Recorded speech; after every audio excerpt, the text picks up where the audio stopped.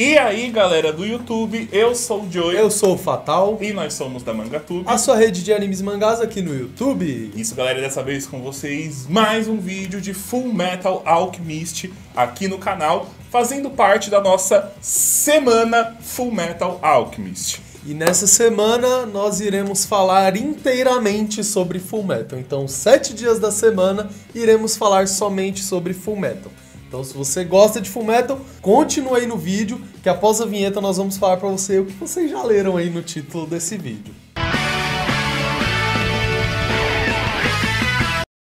Bom, e se você gosta de Fullmetal Alchemist, né, tá gostando da semana, deixa aí o seu like no vídeo, que o like ajuda a gente pra caramba. Se inscreva no canal pra não perder nenhum vídeo dessa semana e nem os que vão ser postados ainda. E no final dessa semana, quando acabar aí os 7 dias de vídeos de Fullmetal, iremos fazer uma live. E sim, iremos fazer um sorteio nessa live. Surprise. E é um sorteio surpresa aí, vai ser um sorteio exclusivo pra galera que segue a gente no Instagram. Então, se você ainda não nos segue, já clica aí pra nos seguir, tá? E tem aí na descrição, tá aparecendo aí na tela também. Então já vai lá e já siga a gente lá no Instagram pra participar do sorteio domingo aqui no canal em live. Bom, galera, e nesse vídeo nós vamos falar a respeito dos casos de derramamento de sangue em Amestris e o círculo de transmutação de proporção nacional. Bom, e o que é esse círculo, esses derramamentos de sangue? Isso tudo tem a ver lá com aquele plano do pai dos homúnculos. Porque ele queria fazer um círculo de transmutação gigantesco, né, que circulasse ali todo o país, para criar uma pedra filosofal extremamente poderosa, usando a vida de todas as pessoas de Amestris. E galera, o círculo é muito grande. Se vocês aí acompanham a obra ou já leram, já assistiram, vocês sabem que o Ed e o Al, eles passam ali a história inteira andando pelo país. E vocês, né, só por ver ali eles viajando, tudo, dá pra gente imaginar que é um país muito grande. Então você imagina um círculo de transmutação do tamanho do Brasil, velho. Nossa, gente, é muita coisa. Só que pra criar um círculo de transmutação humano gigantesco, ele não ia ter que simplesmente só fazer o desenho lá do círculo, até porque ia ser... Tudo bem que o piriguista tava cavando o buraco, mas enfim, gente, não necessitaria somente fazer o círculo em si. Ele precisaria de derramamento de sangue, né? Ou seja, de alguma guerra, algum conflito em determinadas partes do país. Porque meio que seria como se fosse, né, a troca equivalente. E esses casos de derramamento de sangue começaram de dentro do círculo para fora, ou seja, ele começou pequeno e foi se expandindo até as bordas. Para completar o perímetro interno, demorou 300 anos, e o perímetro externo demorou 100 anos. E grandes guerras ocorreram uma atrás da outra nesses locais aí que eles precisavam desse derramamento de sangue, principalmente durante o governo do King Bradley. Isso aí porque, né, já estava se aproximando do dia prometido, então eles precisavam agilizar as coisas. Eles rusharam aí as guerras. Então o primeiro caso, ele aconteceu em 1558 e ele foi conhecido como o Incidente de Riviere. Riviere era um pequeno país, ou também poderia ser considerado uma cidade-estado, que foi atacada pelos primeiros colonos do que viria a ser o Amestris. E isso aconteceu sem uma declaração de guerra. Os caras só chegou e começaram a matar todo mundo. E a conquista de Riviere, né, seria ali o primeiro passo importante para Amestris e também o seu primeiro grande conflito. E agora, né, nos tempos atuais, lá da história de Fullmetal Alchemist, Riviere é uma pequena cidade ao noroeste de Amestris e que mesmo, né, depois de tantos anos que se passaram, ela ainda é conhecida, né, ela ainda tem essa mancha de sangue por esse incidente que aconteceu nessa época. O segundo caso aconteceu em 1661 e foi a Guerra Civil de Cameron. Não se sabe a que motivos, né, levou essa guerra civil.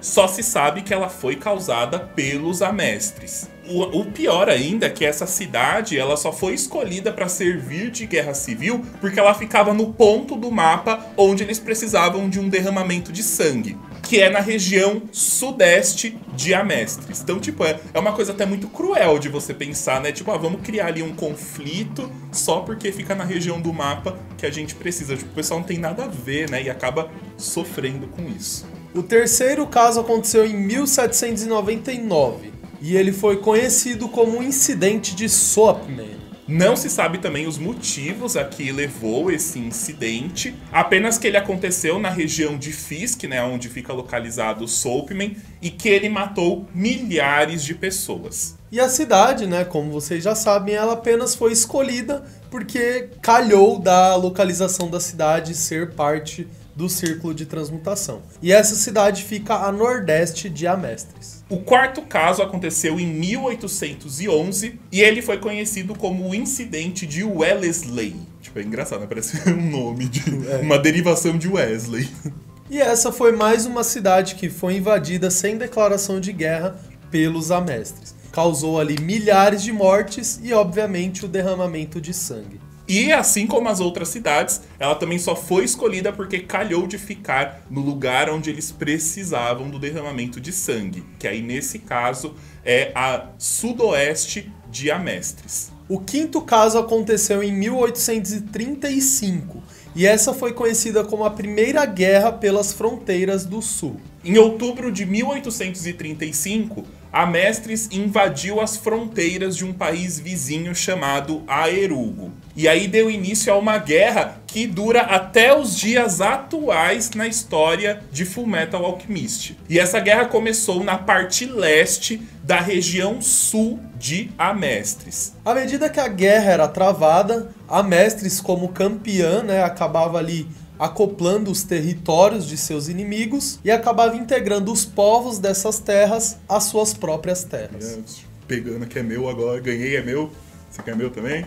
Tudo virá Amestris. E por volta de 1894, né, o até conhecido herói das guerras King Bradley foi nomeado o Führer de Amestris. E desde a sua nomeação como Führer, ocorreram muitas guerras, né? Como a gente falou no começo do vídeo. Muito porque já fazia parte do plano dos homúnculos, né? E o dia prometido já estava chegando, então eles precisavam ali agilizar tudo. E agora com os homúnculos comandando também todo o exército de Amestris, ia ficar muito mais fácil. O sexto caso foi em 1908, que foi conhecido como a Campanha de Extermínio de Ishval. Essa história vocês conhecem muito bem.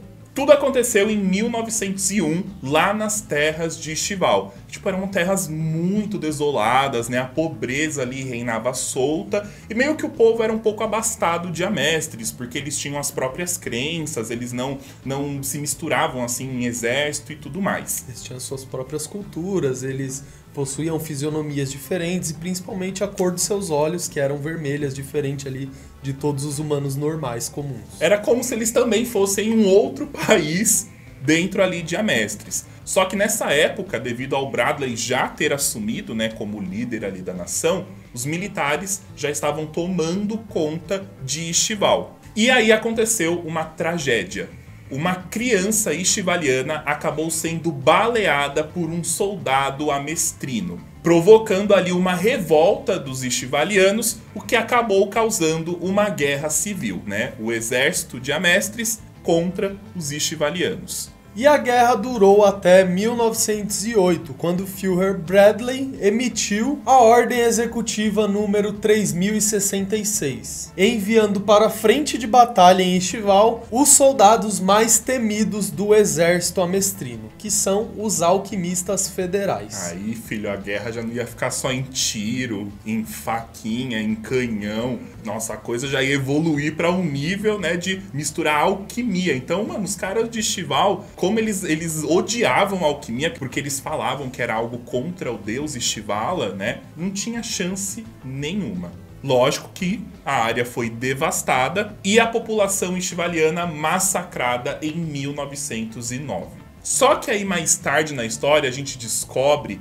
que o soldado amestrino que atirou na criança, na verdade não era um soldado, era um inveja disfarçado.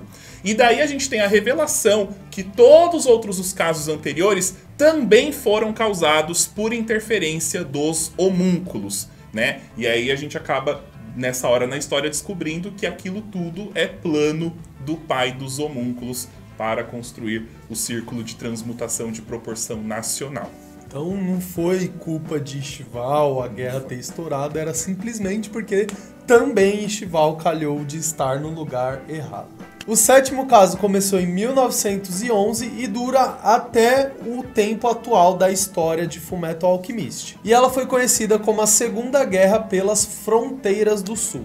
E dessa vez, né, a guerra ela ocorreu na extremidade oeste do país de Aerugo, né, ali que faz parte da fronteira sul com a Mestres. E a guerra começou porque a Mestres ela tomou a cidade de Photset, bem como a faixa das fronteiras de Aerugo. A princípio, isso foi visto como um insulto pela família real de Aerugo. E aí, o que a Aerugo fez? Falou, mano, não vamos deixar Mestres invadir aqui, não. Eles pegaram grandes quantidades de soldados, de armas, de tudo. Só que eles não sabiam que, fazendo isso, eles estavam caindo exatamente no plano que a Mestres, né, que o pai dos homúnculos ali, tinha por trás. E lógico, como a Mestres tem uma tecnologia militar muito superior à de Aerugo, a Aerugo foi extremamente devastada. A Mestres tem vários quartéis general, né, espalhados ali, norte, sul, leste, oeste, então mandou todo mundo ali do quartel do sul, mano, vai lá, tudo atacar a Aerugo e